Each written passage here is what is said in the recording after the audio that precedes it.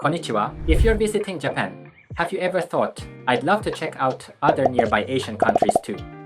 Well, the good news is that some of Japan's neighboring countries are surprisingly easy to visit and make for great budget-friendly travel destinations. So today, I'm taking the cheapest flight from Japan to China. Oh my god. I'm really excited to see what this experience will be like. First stop, Narita Airport. It's the biggest international airport in the Kanto region. But to be honest, the access from Tokyo isn't exactly great. I've been stuck on trains for 3 hours now, and I'm already exhausted.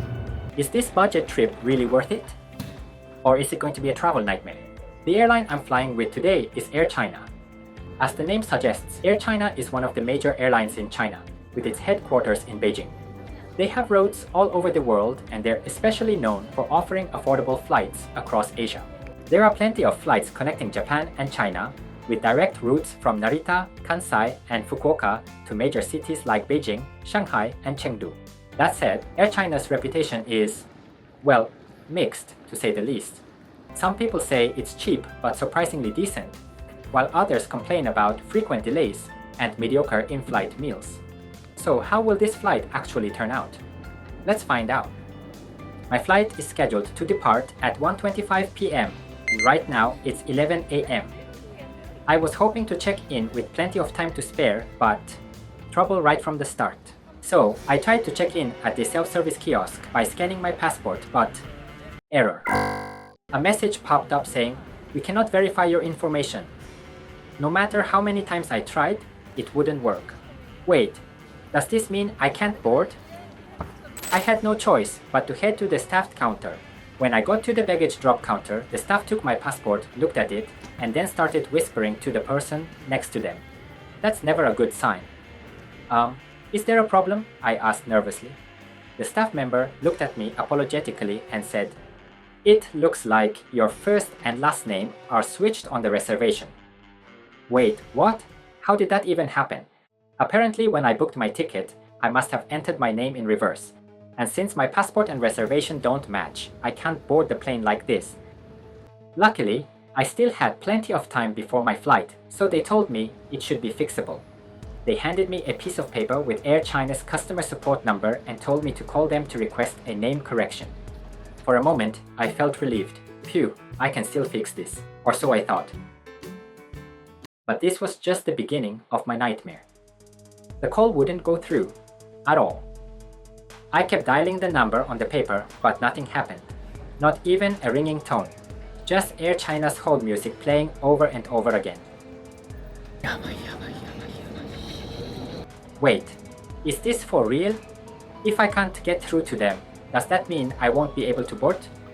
That would be a disaster because this is my graduation trip to China with my university friends. Missing this flight would be absolutely heartbreaking. Oh my god. 2,000 years later. I was already exhausted from the long train ride, and now my energy was draining even before the flight. But at least I managed to fix my name and check in.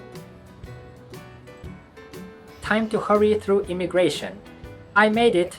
I finally finished all the procedures with just 50 minutes to spare before departure. Anyway, while I was relieved that everything was sorted out, all the stress had left me starving. One of the good things about Air China is that even though it's a budget airline, they actually serve in-flight meals. I definitely want to enjoy that if I can. But at the same time, boarding a flight on an empty stomach sounds like torture. So I decided to grab a light meal. Let's eat lunch. Narita Airport has way more food options than I expected. After getting through security, I was surprised by how many restaurants there were.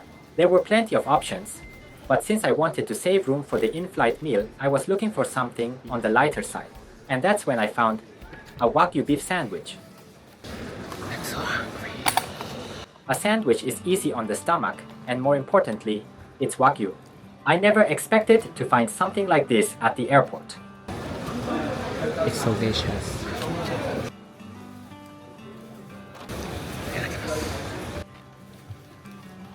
The beef was unbelievably tender and juicy, and the slight sweetness of the bread complemented it perfectly. After all the stress and chaos, this sandwich was exactly what I needed. This hits the spot. It's pretty good. Yeah. Why does food always taste so much better after a rough day? Alright, now that I've had something to eat, it's time to head to the boarding gate. I'm really curious to see what Air China's in-flight experience will be like, so I'll be giving it a full review once I'm on board. Since I don't have much time left, I'll head straight to the gate and board the plane. This flight will take about 4 hours, taking me from Narita Airport in Japan to Shanghai. Shanghai is a super popular travel destination for Japanese tourists because it's so close and easy to visit. But despite its proximity, the culture and food are completely different, which makes the experience feel fresh and exciting. I managed to get a round-trip ticket for just 38,000 yen. Pretty crazy deal, right? Now, about the airplane seat. I'm 175 centimeters and my legs just barely fit comfortably. If you're taller than me, it might feel pretty cramped. The plane itself is relatively small, but it has 3 seats on each side, meaning it can still hold a good number of passengers. Surprisingly though, the seat has a USB port. This is a huge plus. I made a massive mistake this time. I completely forgot to bring my phone charger adapter. Running out of battery while traveling abroad is a nightmare, so I'm taking this chance to charge up while I can. But here's something to watch out for. The return flight didn't have a USB port. The moment I stepped onto the plane, it already felt like I was in China. The safety instructions and in-flight magazines are entirely in Chinese. Most of the cabin crew are Chinese. Even though we're still parked at a Japanese airport, it feels like I've already arrived in China. That kind of atmosphere makes the whole experience even more exciting.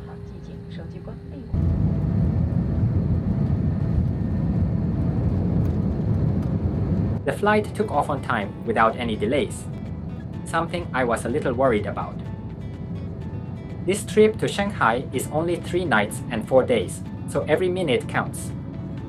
If the flight had been delayed, it would have eaten into my time there, so I'm really glad everything is running on schedule. But I'm sure some of you watching this video might be wondering something. Wait, isn't this supposed to be a graduation trip? Why are you alone? Yeah, about that. Originally, this trip was supposed to be for 9 people, but then something unexpected happened. I got betrayed by my friends. Okay, maybe that's a bit dramatic, but honestly, I was pretty shocked. So how did this happen? One day, while we were planning the trip, one of my friends told me, "We're booking this flight, so go ahead and reserve your ticket." I trusted them and booked my flight right away. But then, it turned out that none of the other 8 had actually booked theirs yet. By the time they finally decided to make their reservations, the ticket prices had gone up. In the end, everyone else booked different flights, and I ended up being the only one on this one. So, a graduation trip that turned into a solo trip. I was supposed to be chatting and laughing with my friends on the flight, but instead, here I am completely alone. A graduation trip by myself? This is way too sad. Lately, my appetite has been out of control, so I've been really looking forward to the in-flight meal. But before that, the cabin crew came around with drinks. The selection was actually better than I expected. They had Coke, sparkling water, tea, as well as apple juice and orange juice. It also looked like alcohol was available if you asked for it. I decided to go with orange juice this time. The taste was pretty much the same as any regular orange juice, but for some reason, it felt slightly different from what I'm used to in Japan. I can't quite put my finger on it, but there was something unique about the flavor. And now, the moment I've been waiting for, the in-flight meal. Here's what was on the menu. Main dish, beef bowl, strawberry souffle cake, grain salad, yogurt. Alright, time to dig in. I started with the grain salad. It had a mild flavor and was really easy to eat. The dressing tasted a bit like mayonnaise and the small shrimp added a nice touch. It was simple, but for an in-flight meal, the quality was pretty decent. Next up, the main dish, beef bowl. It looked delicious, but the beef was really tough. I struggled to chew through it. That being said, the flavor itself was good. Very Japanese with a soy sauce-based sweet and savory taste. Maybe because this flight departed from Japan, the seasoning felt familiar and well suited for Japanese passengers. Then came dessert.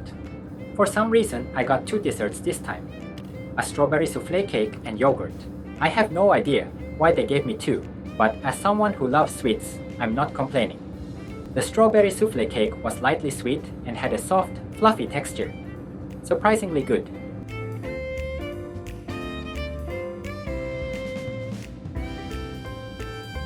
The yogurt was a familiar Japanese brand, so it tasted just like what I'm used to.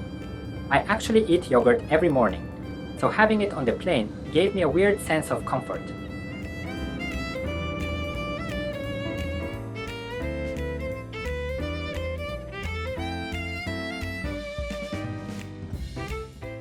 And with that, I finished my meal. Mission complete. Looking outside, the view was exactly what you'd expect.